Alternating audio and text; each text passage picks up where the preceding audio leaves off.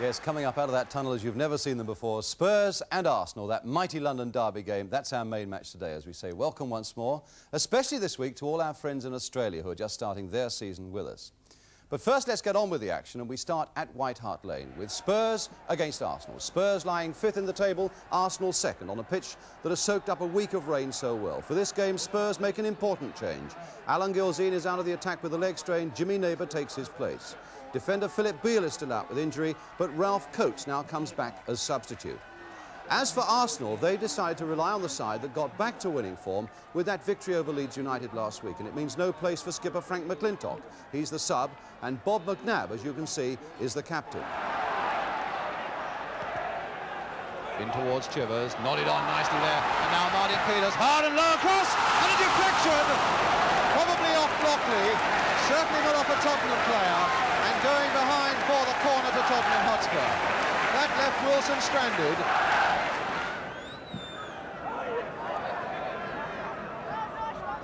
Kennedy.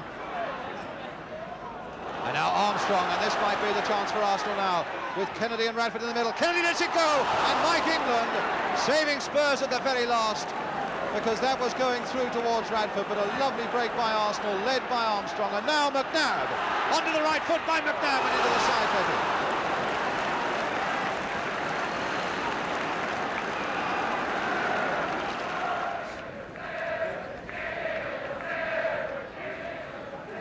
Simpson.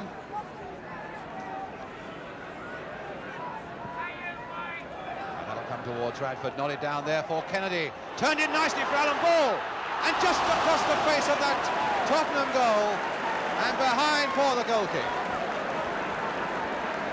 But a very good piece of understanding again by Arsenal coming forward, and Alan Ball popping up.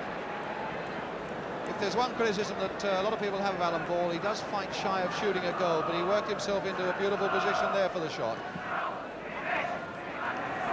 Chivers coming fast away from that Arsenal defence. Peters, Evans, Pearce, Story. Again Martin Peters. Evans first time. Pearce. And that'll fall for Martin Peters. And now Chivers and a 1-2 with Peters. And Blockley in there. And some pushing as well. As Evans blasts once across. And it's there! No, it's been disallowed. Jimmy Neighbour thought he'd put Spurs ahead. But the linesman was flagging for offside. And the goal does not stand.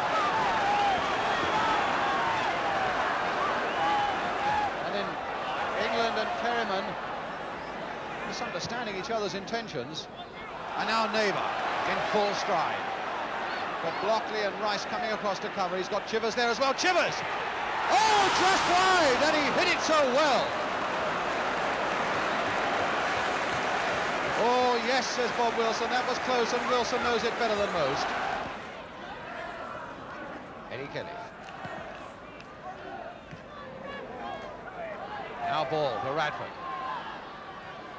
Armstrong. Still with Armstrong. And that's a good-looking cross by Armstrong. And it's there! The goal by Peter Story! It's Story who's got it.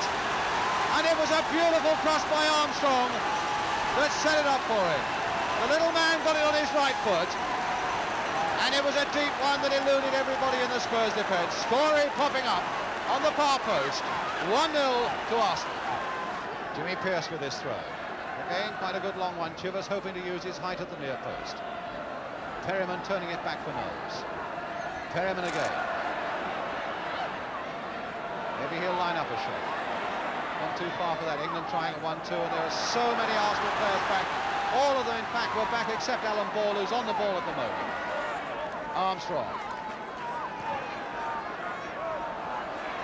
And now Radford. Story was offside, but it was all right. Now Radford. And that is going to be number 2. John Radford. The linesman, in fact, there was a degree of possibility that Story might have been offside, but then he ran into an onside position, and Radford was always onside. And Radford running through, making it 2-0. Jennings, the unhappy job now of picking it out of the net. Radford. Stopped by Mike England. Knowles. Back for Pat Jennings.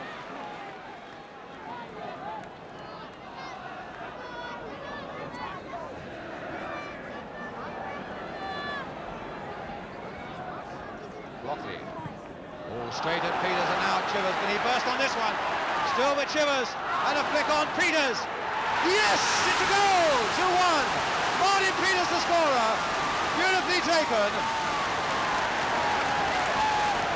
And that really opens things up. The Arsenal player, and I think it's Peter Simpson, is down and hurt after that challenge by Chivers, and Story is going absolutely mad with everyone around him. Linesman flagging for offside. The Arsenal supporters think it's all over, but it's not quite yet. And now it's Evans now for Tottenham. The last crisis for Arsenal. The Spurs go in again, all of them, and Blockley once more gets above them all. And it's all over, and Arsenal have won this derby game at Tottenham. A fortnight ago, everyone was talking of crisis when they lost to Derby. Since then, they've beaten Leeds, and now they've beaten Spurs by 2-1. Story, the scorer of their first goal. John Radford, the scorer of their second goal.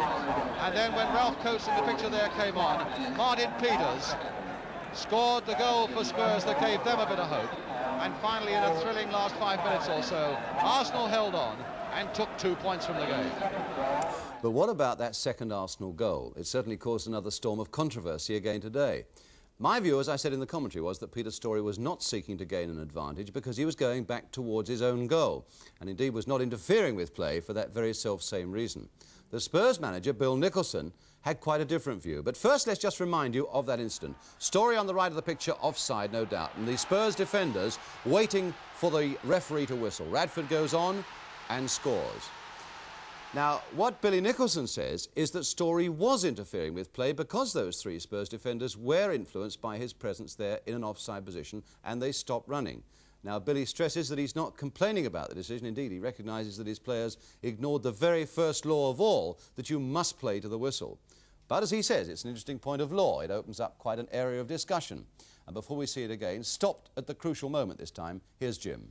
Well, I have a lot of sympathy with Bill Nicholson, but on the other hand, in no way can you criticise the referee or the linesman as the law stands. Without any doubt, the linesman flagged for offside because he saw Story in an offside position. But the referee, who's the only man who has the right to stop the game, decides that in his opinion, he's not interfering with play. So he waves it on. You can see him waving play on, and the Spurs players there, the top left of the picture, still arguing with him. Radford's not arguing. He's streaking on there to score the goal. The real argument was Story interfering with play or not. That is at the discretion of the referee, that's to be decided, and he said that with any doubt in his mind he wasn't. But the whole point it raises is the law in relation to interfering with play. People say, well, isn't that difficult for the referee? Doesn't it sometimes rebound on managers and players? Why shouldn't you be precise and have it that every time a man is in an offside position, then he should be given offside? Well, that would be all right, apart from the very structure of the game, the basis of the game. If that was so, then Stanley Matthews, having laid on so many goals in his lifetime, by dribbling to the goal line and laying the ball back, would have been offside and would have had to have been given offside at the moment the ball was shot into the goal by his colleague. So the very structure of the game is at stake there, and at the moment, nobody suggested a better way of resolving this law. The only thing, the real lesson that comes out of that, of course, is that the Spurs players should have played on. What about Spurs? I said at the start of the season, or a little after the start of the season, I didn't think they'd win the league. Best they can hope for is a couple of cups. But Arsenal have got a grip of themselves and look as if they're in a position to challenge for the league again. Due not only to the great form of Georgie Armstrong, he's back in the side, but also Bob Wilson, sure and confident, and Kennedy, much more aggressive up front. Maybe they're still not the greatest and most attractive side in the land to watch, but on the other hand, they've got back that asset. They're so difficult to beat.